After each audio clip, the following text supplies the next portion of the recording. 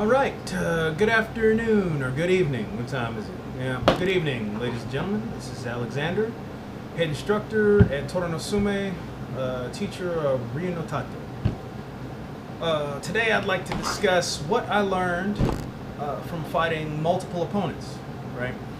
So the couple of guys that I teach, I've got a significant size advantage over. So yesterday I got the great idea to why don't I just fight with both of them at the same time, right?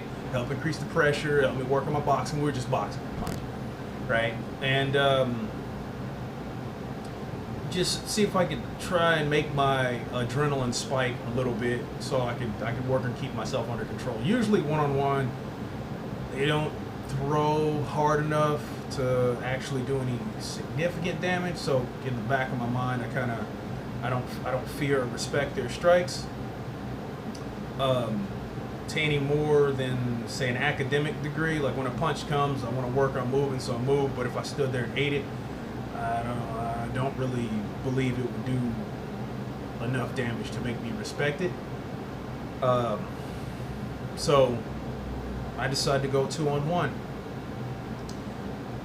which is a lot more difficult than I remember it being. I haven't done this in a really long time, and we never really did it with that much contact. I mean, we would wrestle and grapple multiples, or work on self-defense against multiples.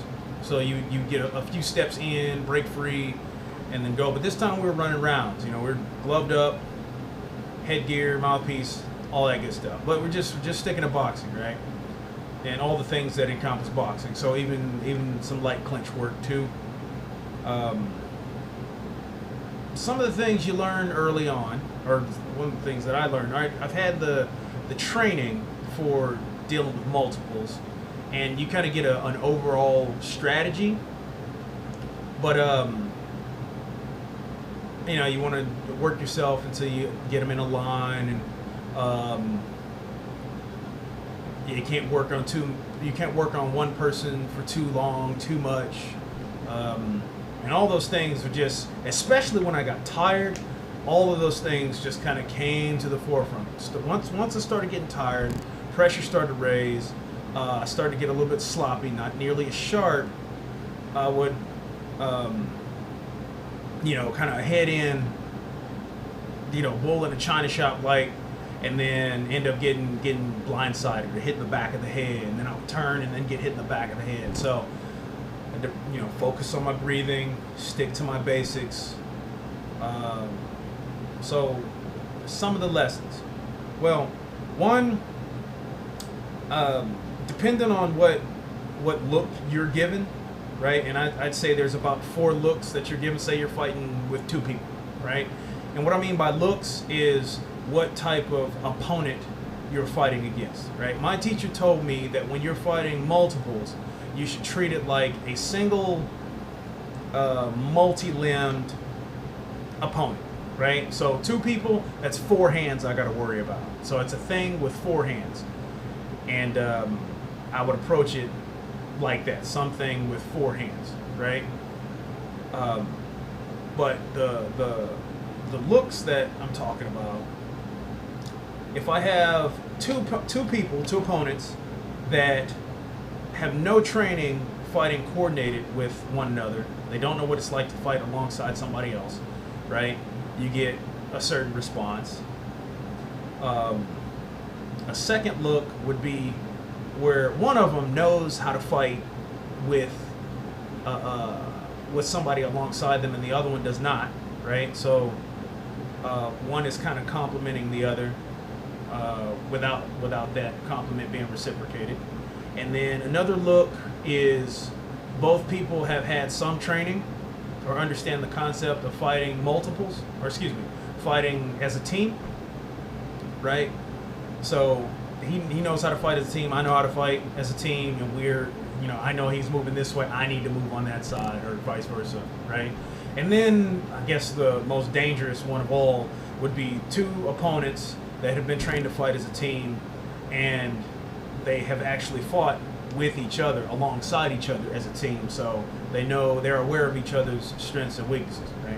What I was looking at was 2 people that had that didn't really know the strategy of fighting as a unit, as a team, right? So I had the bottom rung, and thank goodness for that, because my conditioning was nowhere near where it needed to be to actually fight to opponents that knew what they were doing and were looking to land serious shots.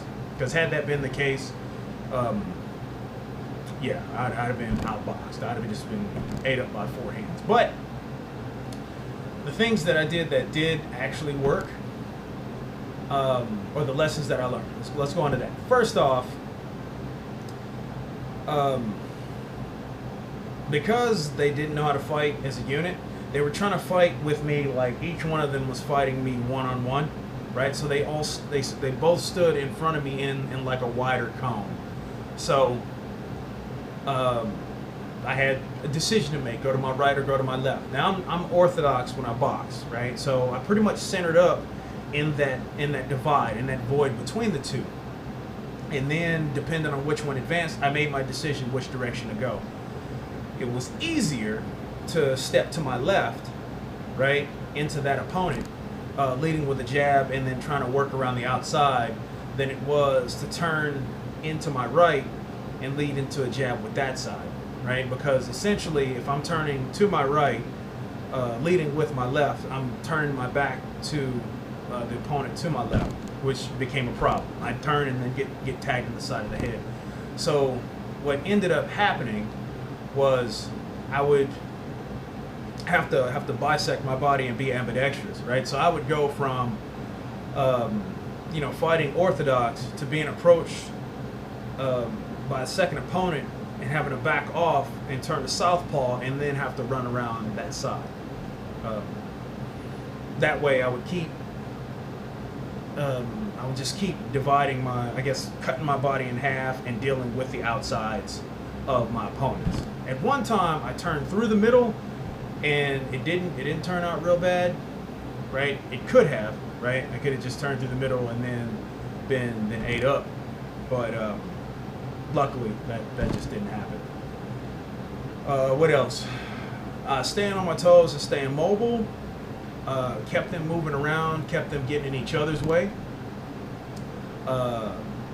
Getting my opponents in a line, having them align themselves and then driving the attack forward, usually press them into one another, right? Which disrupted. I mean, they had to kind of untangle themselves before they could attack again, which in turn gave me a break. And I really found myself trying to figure out where I can catch my breath in the engagement. I mean, we were running short rounds. We were running 2 minutes, and even 2 minutes felt like forever.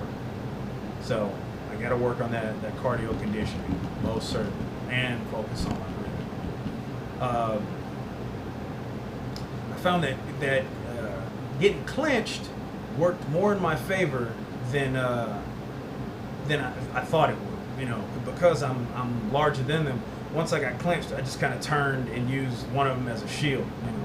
Just bear down and hide behind them and try and protect my head as much as possible until I, found a way out. Then I'll back off, punch my way out. So if I were doing it for the sake of self-defense and not running rounds, I think in that I would prefer to, depending on which one came first, that's the whichever one. I mean, if they're standing stagnant, I need to pick a direction and then commit in that direction. But if they're coming, the closest one is the first one to get it, right? And then of course they made the decision for me. I'm going to go in that direction. So picking the direction, going in it. Don't split in the middle. Stay on your bicycle. Don't try and sit there in combination, pop, pop, pop, pop, and eat one up, because that's just going to tie you down. Same thing with clinching. You don't want to sit there wrestling with them, because that's just going to tie you down. Though you can use that to your advantage if you can get away with it, right? That's very opponent-centric, if you will.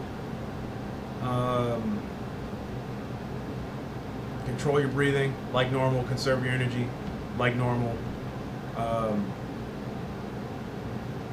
1-2 shots per person, maybe. Single shots maybe all you have, but if you can get a good solid 1-2, bang bang before you move on to the next one, I would suggest that. Or 2 shots maximum. I wouldn't say going to 3. I believe unless you drop somebody or you're decommissioned. Experiment, try it out, see what it's like. See what lessons you learn. I would suggest trying it. It was a lot of fun, and it did make my adrenaline surge. So it was a good learning experience, and I'll thank my guys for not trying to beat me into the ground too hard.